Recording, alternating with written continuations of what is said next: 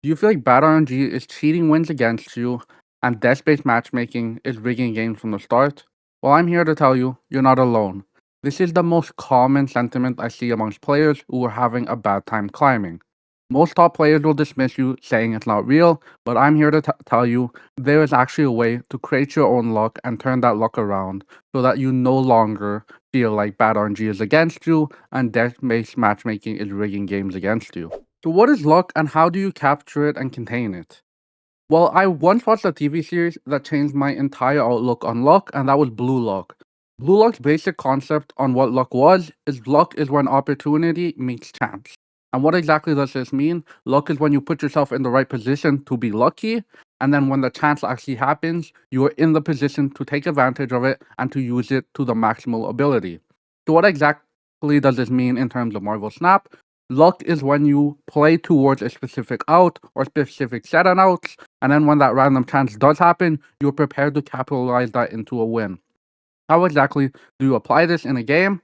Well, the easiest way to apply this in a game is by knowing your deck and then looking at any cards that might have a chance, like a Nico Minoru or like a draw chance, like drawing a specific card in your deck. And if there's an instant win condition, you play around the instant win condition. So when you do get lucky, you're prepared to capitalize on that luck. The best way I can conceptualize this is actually from something my friend Dennis taught me. And basically, what he said is when I play Hela, one of the decks that requires the most luck in the game, I always play around my instant win conditions. Because if I am to do that, then I will instantly win the game. When I do meet those conditions, I'll be luckier than my opponents. But when I don't meet that condition, I'll only be slightly behind and I can take another chance into the future to potentially turn around my luck. How exactly does he do this? Well, for example, let's say he says, oh, my Ghost Rider has to hit Hela. It's a 50-50. If it does hit Hela, I have to play around playing that Ghost Rider on that 50-50. And if I hit Hela, I'm lucky. And then I can play that into the future, into something like an Odin and win the game. Or he says, if my Corvus Glaive doesn't hit Blink, and I blink my Corvus Glaive and it hits a Legion, I instantly win the game. I'm always playing towards that scenario because that scenario will be the most lucky I can be, and I will play around my luck going right. And when it doesn't go right, I'll be able to recover in different ways and use a bit more luck in the future, or I will just try to play around it using a bit of my own skill. This concept Dennis taught me while playing Hela brings us on to our next point. Fortune favors the bold. This might seem like a cliche, but you can actually apply it to Marvel Snap. And it's a very basic concept. Fortune will favor the people that put themselves in the position to have the opportunity to get lucky and instantly win the game. How exactly does this play out in an actual game? Well, think for example, the Nico Minoru spells. Yes, you can use the double spell early, you get a 1-4, that's a good value play. However, some people might forego that the 1-4 Nico Minoru for the chance to get a Nico copy spell that instantly wins them the game. Fortune will more favor the player that takes the chance of not getting the 1-4 and getting the copy spell instead of the 1-4 because they are giving themselves the opportunity to get lucky, whereas the other player is only taking the instant value. This most often is useful when a player is slightly behind, and then the 1-4 value usually won't be enough to push them over the edge. However, playing around that copy spell, which pushes them way above the opponent, will be enough to push them over the edge, and fortune will favor the player who takes the chance rather than the player who does the value play but still is behind and ends up losing the game because they weren't willing to take a chance. In a similar light, this might be used with a card like Jubilee. You might have an instant value card, let's say a 5-10, a 5-8 in hand, that will give you this instant satisfaction and you know exactly what the outcome will be. However, you look at your deck and you have a Legion and you're playing a Jubilee deck. Fortune will favor the player who uses the Jubilee Legion play that they know will instantly win the game. Unlike a Death Domain, it'll favor that player who takes the chance to do that than the player who'll do the instant value play and will still be behind against the opponent who's popping off. Fortune will favor the player that is willing to take the chance. And that's what I mean by this risk reward. Especially when you're slightly behind, it's better to take the risk of having the opportunity to get lucky and be way ahead of your opponent than to take the value play and still be behind against your opponent and end up losing the game anyways. Now that you understand how to capture luck and play towards being a more lucky player, let's go back to the concept from Blue Lock, where luck is equal to opportunity, meaning chance. And how exactly can we define opportunity in this case because we can't affect chance itself? Well, opportunity in this case is both playing towards being a luckier player, which we already talked about, but it is also the card selection you put inside your deck. Not all cards are made equally, and some cards are luckier than others. The two luckiest cards, in my opinion, are Copycat, which gives you a chance to have these super high pop-offs with effects that are way above what a 3/5 should have. And then also Iron Patriot, he's the super high variance card that has the opportunity to pull some crazy cards giving -3 cost to like a Shao Lao, to a Scarlet Spider, to an Goliath. He has these very huge pop-offs, and his variance is very, very good.